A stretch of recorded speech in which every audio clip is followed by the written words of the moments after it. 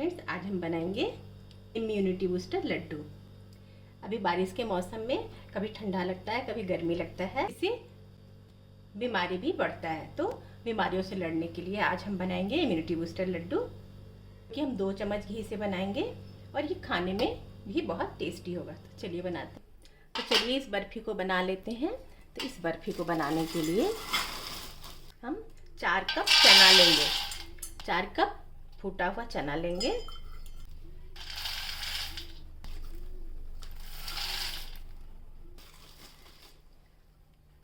ये 400 ग्राम चना है। इतनी ही इजीली मिल जाता है।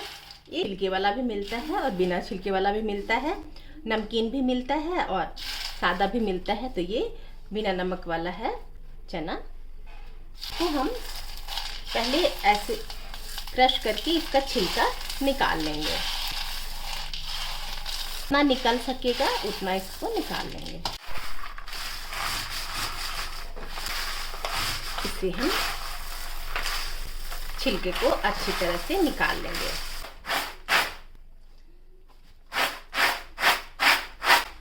इसे हम इसका छिलका निकाल लेंगे।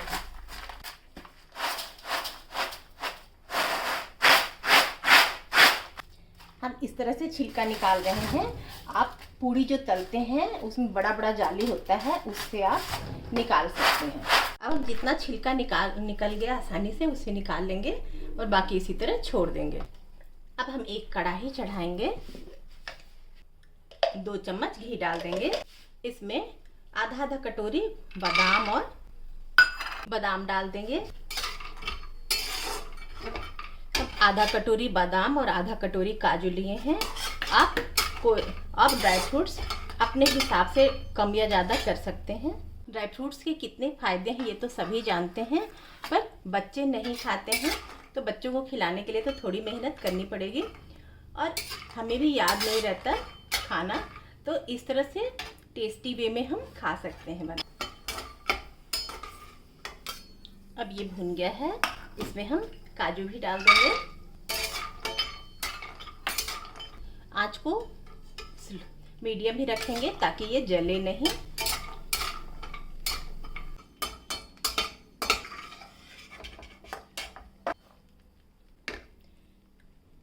इसे निकाल लेंगे।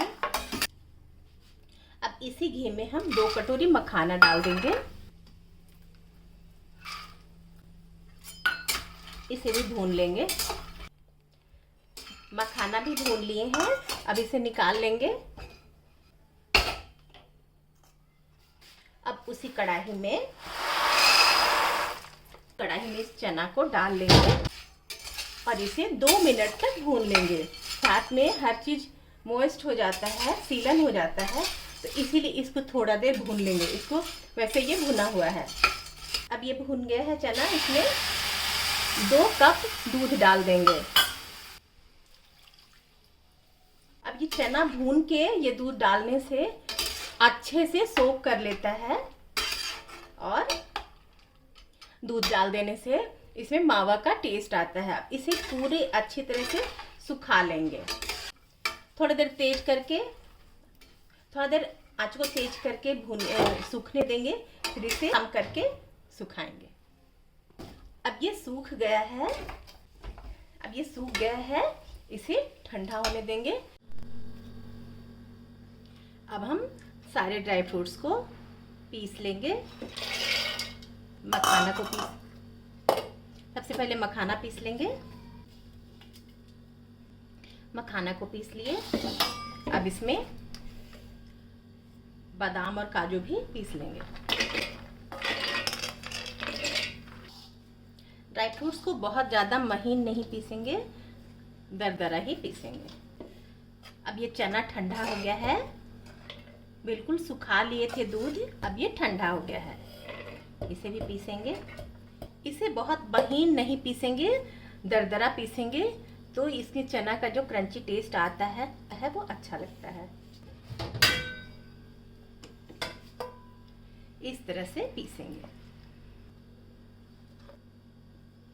इस तरह से थोड़ा मोटा मोटा ही पीस लेंगे। अच्छा, वो भी पीस लेंगे।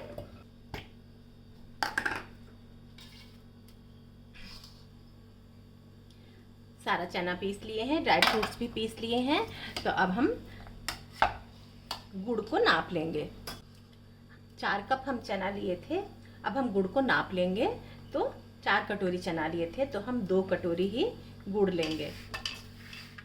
1 कटोरी और ये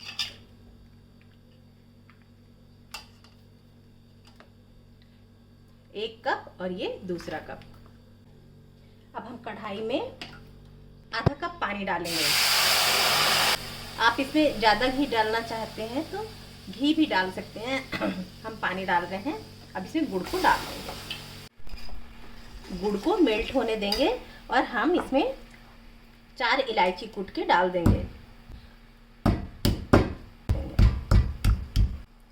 गुड़ और चना दोनों ही हेल्दी होता है और गर्मी में पेट को ठंडा करता है, तो आप गिल्ट फ्री होके इसे खा सकते हैं।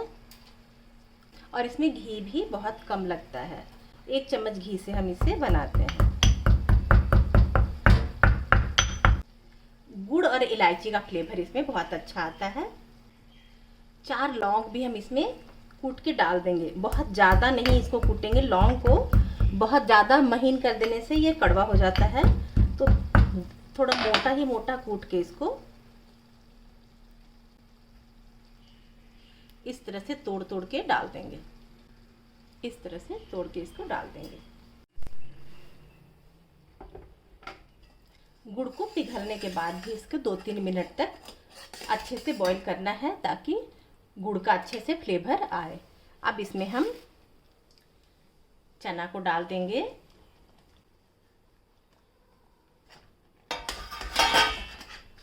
चना को डाल देंगे और ड्राई फ्रूट्स को भी डाल देंगे।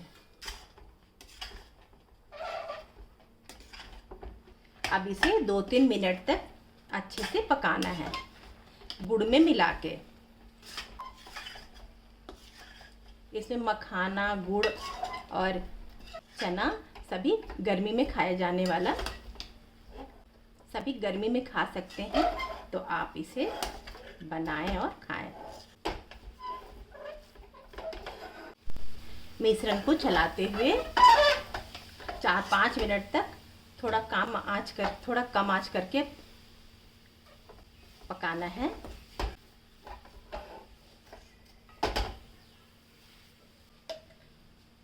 अब इसे 5 मिनट पकते हुए हो गया है। अब इसमें उतारने के पहले इसमें 2 चम्मच घी डालेंगे।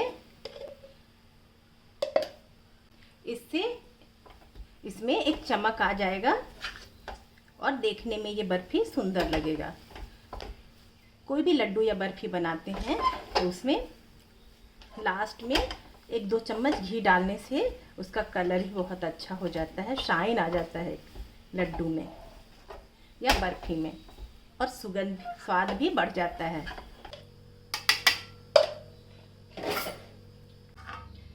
अब एक थाली में घी से थोड़ा सा घी लेके इसको ग्रीस कर लेंगे और मिश्रण को इसमें डाल लेंगे।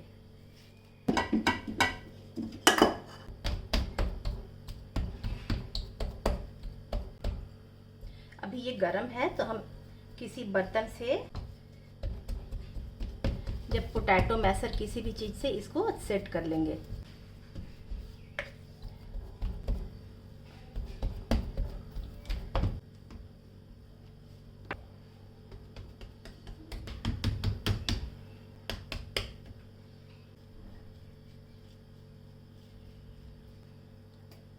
अब इसे सेट होने के लिए 1 घंटा छोड़ देंगे। अब ये लगभग 1 घंटा हो गया है, तो हम इसे अपने मनचाहे पीस में कट कर लेंगे। हम इसे थोड़ा सा बादाम से सजा दिए हैं। आप अपने मनचाहे ड्राई फ्रूट से सजा सकते हैं। अगर चांदी का वर्क हो तो उससे भी आप इसमें सजा सकते हैं।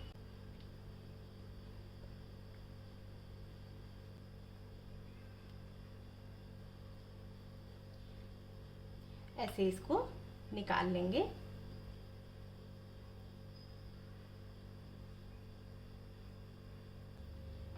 तो ये बहुत ही टेस्टी इम्यूनिटी बर्फी बनके तैयार है।